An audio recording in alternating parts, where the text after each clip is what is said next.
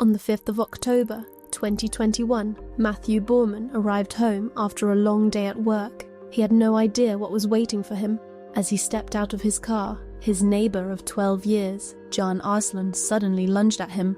Can stabbed Matthew repeatedly, brutally, and without mercy. Then, with Matthew dying on the ground, Can sat down, lit a cigarette, and calmly walked away, but he wasn't finished. Moments later, he headed straight for the next house. Oi! You stand still now! Don't you f***ing do it on there! Stand still now! Don't you f***ing do it on there! No! Stop! No, I'll kill you. Stop! Put that f***ing knife down now! Put it down! Put it down! Put it down! How many more would fall victim to his rampage? Could anyone stop him in time? And what drove Can Arslan to turn a quiet suburban street into a scene of horror? This is the story of a man fueled by rage, delusion, and revenge, and the system that saw the warning signs but failed to stop him.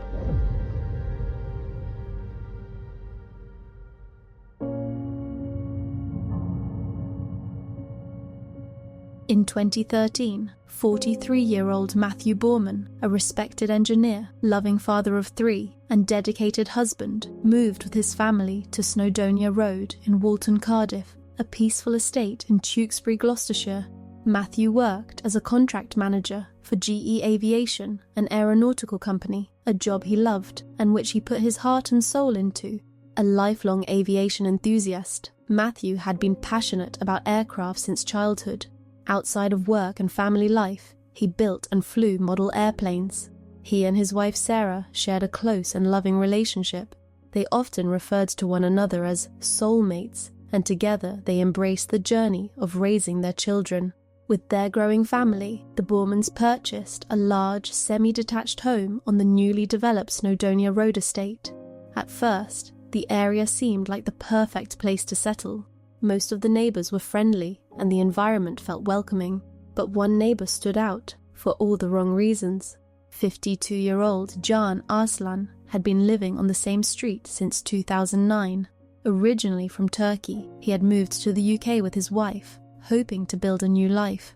Can claimed to have served in the Special Forces back in his home country, but in reality, his history in the UK was troubled. That same year he arrived, Can was involved in a violent road rage attack that left his victim in intensive care. Disturbingly, Can seemed to brag about that incident. During one unsettling phone call overheard by Matthew Boorman, Can boasted that he was unhinged and wanted to go back, stating he missed prison food.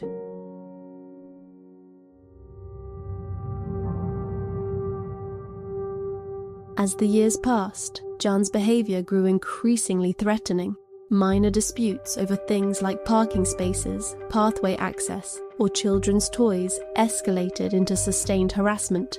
Neighbours reported him shouting aggressively, filming them from his garden, shining flashlights into homes, and making bizarre threats, including claims of hiring hitmen and threats of rape and murder. This wasn't just a difficult neighbour. Can was aggressive, obsessive, and increasingly dangerous. Police were called numerous times. The most that could initially be done was the issuance of a no-contact order, but Can repeatedly ignored this. He even went so far as to film the Boormans' children through their windows. He believed his neighbours were conspiring to have him evicted. He frequently told police that the complaints against him were racially motivated, portraying himself as the victim, but the truth was very different, especially for the Boormans. Sarah Boorman later stated that Can had threatened to kill her and Matthew as early as February 2021. In one shocking encounter, he called Matthew a cocksucker and compared him to Hitler. The situation became so severe that many residents installed CCTV systems and video doorbells. Despite constant reports to both the police and local council, Can's behaviour continued unchecked for years. Psychiatrists would later diagnose Can with paranoid and antisocial personality disorders. However, he refused any medication or treatment, claiming he was unhinged but fully in control of his actions. Authorities did attempt to intervene, and on April 25, 2021, Gloucestershire Police issued Can with a community protection notice aimed at curbing his behaviour. In May 2021, while both families were in their back gardens enjoying the sunshine, their gardens backed onto each other, Matthew and Sarah overheard a disturbing conversation. Can, speaking loudly on the phone, seemed to know they could hear him. He spoke openly about his past prison sentence and made it clear he had no fear of going back. He ranted that he was ready to kill anyone who pushed him further, and he specifically mentioned Matthew Boorman. Disturbed, Matthew called the police and made a formal report saying, "I could hear Mr. Arslan speaking in his garden in a raised voice and could make out he was making reference to being arrested last Tuesday. I believe Mr. Arslan was on the phone to someone, or pretending to be, and immediately caused me to be frustrated, as this is what Mr. Arslan has been doing for the last 2 years, and also why he's currently on police bail conditions, not to have any direct or indirect contact with my household." Some of the comments are: 1. He likes being arrested. 2. He is unhinged. 3. He misses prison food. 4. God forgives, but I will not forget. He referred to an incident in 2009 when he assaulted someone after a road rage incident and put them in intensive care. If he would have killed that guy, he would be out by now. He talks about hoping he would go to prison and would get out early because he is unhinged. Due to ongoing issues, hearing this from Mr. Arslan caused me to feel very intimidated and concerned for the safety of myself and my family. I believe he was well aware I may be hearing his conversations, and the aim of doing this was to cause myself to feel alarmed and distressed, as well as to continually harass my family. I also believe he's trying to intimidate us into not making complaints to police. I am very scared of what Mr. Arslan can do. He makes reference to being ex-special forces and has made threats previously of rape. This week, he has taken images of my daughter's bedrooms. I don't know what he's capable of, and this causes myself and my wife to be continually anxious regarding the nature of Mr. Arslan. Police reassured Matthew that they would do what they could, but what that truly meant was unclear. Like many others on Snowdonia Road, Matthew had heard similar promises before. Residents had spent years begging authorities for help, but too often those pleas went unanswered. Sarah Boorman later gave a formal warning to police, stating plainly that she believed Can was capable of murder. Then on the 22nd of June 2021, Tewkesbury Borough Council issued a civil injunction, legally banning him from threatening or abusing his neighbours. However, Can was out of the country at the time, and the injunction wasn't officially served until the 23rd of September. Once back in Walton, Cardiff, he immediately resumed his harassment. On the 28th of September 2021, Can was finally charged with harassment, not just against the Boormans, but also a third neighbour, Peter Marsden. Shockingly, he was released on bail pending trial. Many residents feared the worst. They installed extra cameras, locked their doors, and stayed alert. And then things escalated again. On the 4th of October, a police officer called Can to warn him that he had breached his no-contact order. The officer didn't say who had made the report, but Can quickly guessed it was Matthew. Furious, he responded by threatening the officer, saying, "I will sort my neighbour out, I will murder him." It was now no longer a question of if something would happen, but when.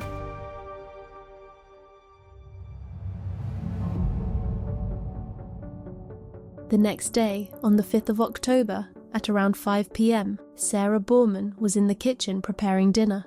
Her 3 children, aged 12, 8 and 3, were in the living room, watching cartoons, as they waited for their dad to return home from work. Expecting Matthew at any moment, Sarah unlocked the front door, but instead of a warm welcome, she heard shouting outside, loud, aggressive, and deeply concerning.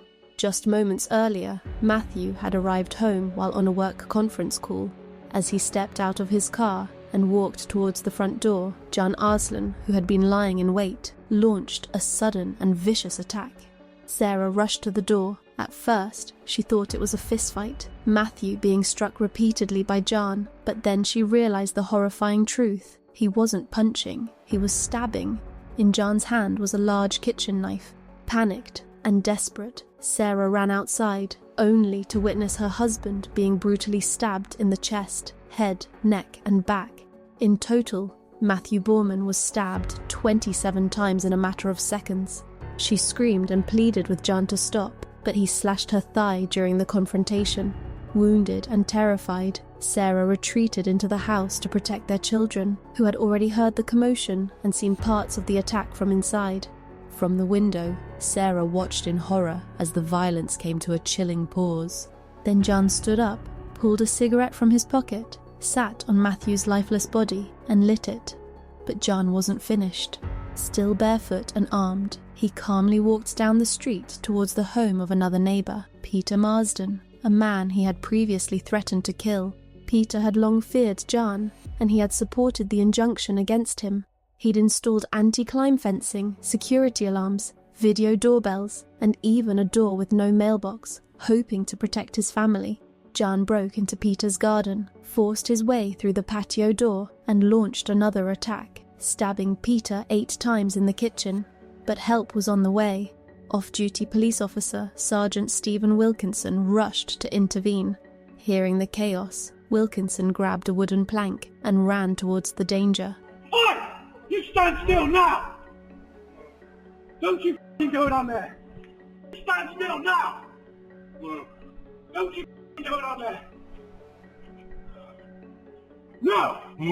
Stop! No, I'll kill you. Stop! Put that f***ing knife down now! Put it down! Put it down! Put it down!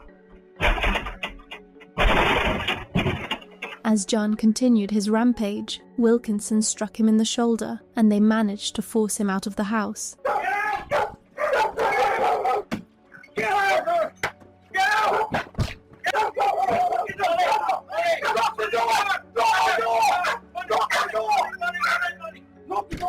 Peter's wife managed to drag him to safety and lock the back door behind them, just as Can tried to re-enter.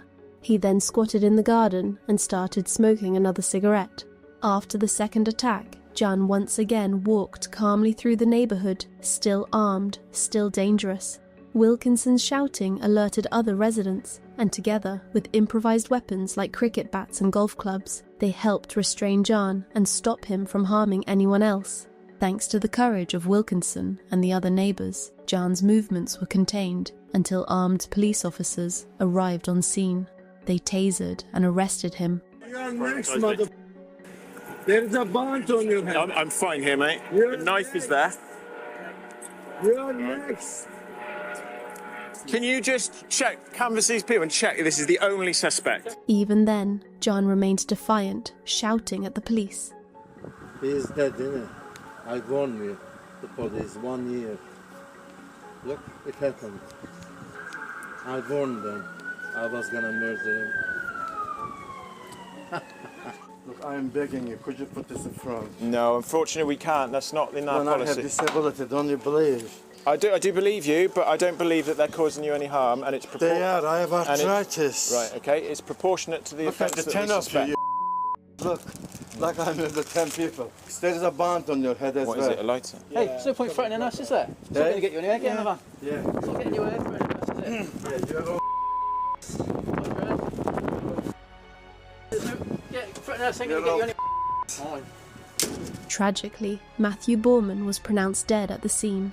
Peter Marsden, however, survived, thanks in large part to quick emergency medical care and the heroic actions of his wife and neighbours. He did, however, have to take 4 months off work. Sarah Boorman recovered from her physical injuries, though the trauma of that day would stay with her and her children forever.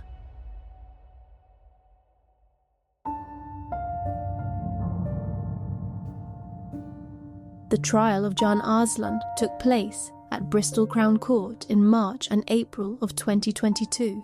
He was charged with the murder of Matthew Boorman, the attempted murder of neighbour Peter Marsden, causing grievous bodily harm with intent to Sarah Boorman, and a public order offence. Can admitted to the non-fatal charges. He acknowledged attacking Peter and stabbing Sarah, but denied murder, claiming diminished responsibility due to a personality disorder, saying he was in the grip of a psychiatric disorder. At first, Can told police he had acted out of revenge. He said his actions were in response to being pushed toward eviction by his neighbours, but later he changed his story, claiming he didn't remember the attack at all. I'm not a murderer, I'm just a victim. He went even further, faking psychosis and claiming that a teddy bear had told him to kill. He also faked an overdose while in custody, though medical staff quickly found him coherent and toxicology showed no substances in his system. Despite his efforts to appear mentally unwell, doctors were not convinced. After a thorough evaluation, experts concluded that Can was not psychotic, nor suffering from any mental illness that would impair his judgment. Instead, he was diagnosed with a paranoid, emotionally unstable, and antisocial personality disorder. He was described as manipulative, angry, and with an inflated sense of self-importance. Until the trial, Can was held at Broadmoor, a high-security psychiatric hospital. In court, the prosecution painted Can's actions as fully premeditated and controlled, not the result of a psychotic break. Prosecutor Kate Bruner, KC, made it clear that this wasn't a frenzied, uncontrolled outburst, and that Can had planned and controlled the killings, and had acted out his own horror film. Dr. Sanford, for the prosecution, testified that Can was not psychotic or mentally ill at the time, just angry and manipulative. He reinforced that view, that Can was alert and responsive during the attack, even responding to people screaming at him. Dr. Sanford observed that CCTV showed Can acting out his rage in a controlled way, fully aware of what he was doing. He noted that Can knew what was going on. When police confronted him with a taser, he dropped the knife and kneeled, clearly understanding his situation. He described Can's personality as grandiose and narcissistic, a man who makes up things to make himself look good and who had an exaggerated self-image. By contrast, Dr. Sally Foster, for the defense, argued Can's diagnosis could mean he was more likely than others to lose control in stress. They admitted Can was rational during the stabbing, but argued that his disordered mind might have impaired mental functioning. Dr. Sally Foster testified that Can's personality disorder could amount to an abnormality of mental function and that he was more prone to violent outbursts when feeling threatened. During the trial, an impactful video of a police interview with Sarah Boorman was shown to the jurors. In it, she described the horrific attack. "I heard Matthew shout, 'Fuck off, I didn't see a blade, I didn't know he had been stabbed. Then I saw blood and saw him stab Matthew in the side of his face. Then he stabbed him in his stomach. I tried to pull him off again. Then he continued to just stab Matthew like he was an animal on the floor. He stabbed Matthew like he was nothing. I wish I had hit him with something or thrown something to distract him. Mr. Arslan treated him like he was a piece of meat. He sat on top of him and he lit a cigarette as if he was triumphant. Then he threw the cigarette on the floor and got up casually and walked around to the front garden as Matthew lay dying on the floor. Arslan was prowling around the front garden. I was scared he was going to come back and attack Matthew some more. He was enjoying it. It felt like he loved the attention. Ultimately, the jury had to decide if a personality disorder constitutes an abnormality of mental function under the diminished responsibility law and would reduce the murder to manslaughter.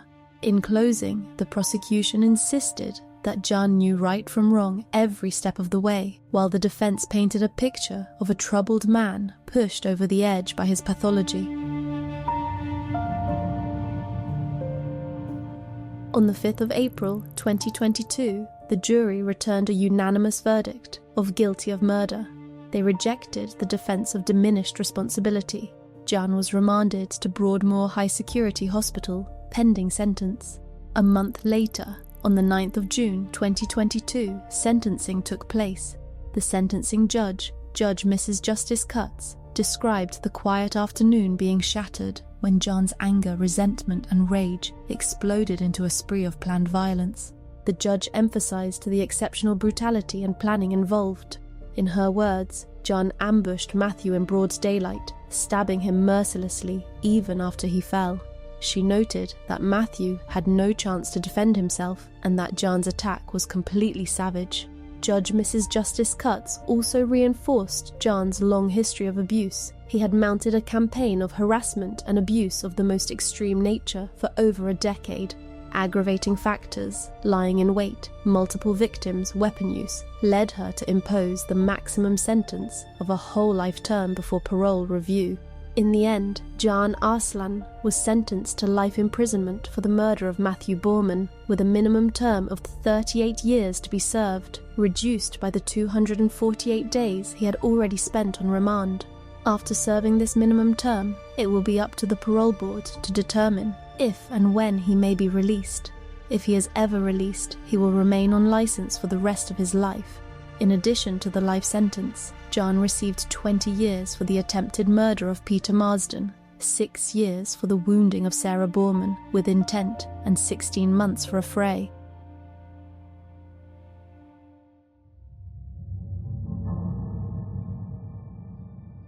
In the wake of Matthew Boorman's brutal murder, a family was destroyed, a community was left shaken, and questions echoed nationwide about how such a tragedy could happen when so many warnings had been given.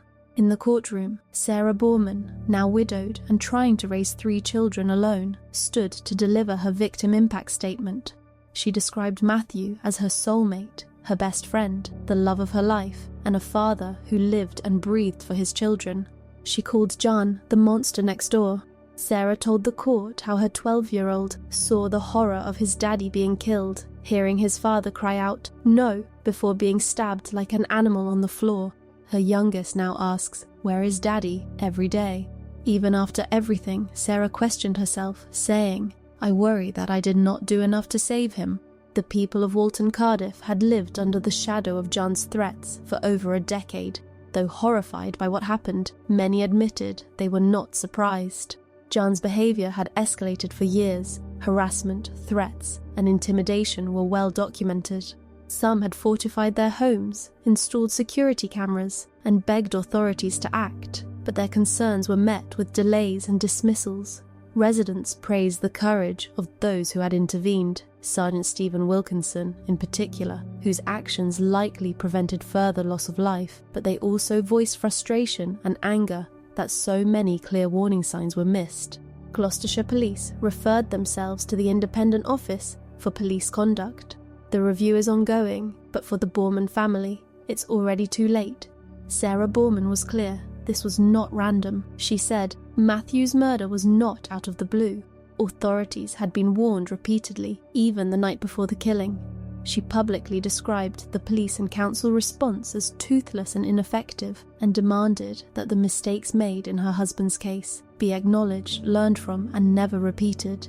Outside court, Matthew's sister Sarah read a statement on her behalf. Multiple agencies and authorities were warned of the threat that this man posed. Although Matthew's murder has shocked us all to the core, the incident was not remotely out of the blue. The response was toothless and ineffective. Matt shone brightly. He radiated enthusiasm and had a real zest for life. He loved to celebrate life and fill the house with both music and laughter. Perhaps what people will remember most of all about Matt is his smile, his energy, his love, his laughter, a very proud father of his children. Matthew Boorman's friends and colleagues described him as a good, honest and kind man, someone who worked hard, loved his job, and cherished his family above all else. His death left behind a widow, 3 traumatized children, and a street that would never feel safe again. In a 2022 court hearing, Sarah said living next to Can had felt like being in a war zone.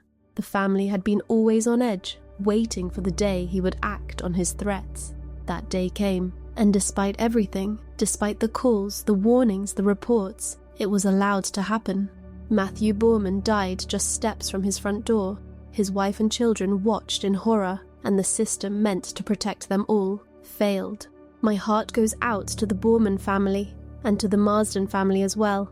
I truly hope Peter is making a full recovery, and for the sake of everyone in Walton Cardiff, I hope this once troubled road can finally find peace, knowing that Can Arslan is now locked away behind bars. And as always, rest in peace, Matthew Boorman.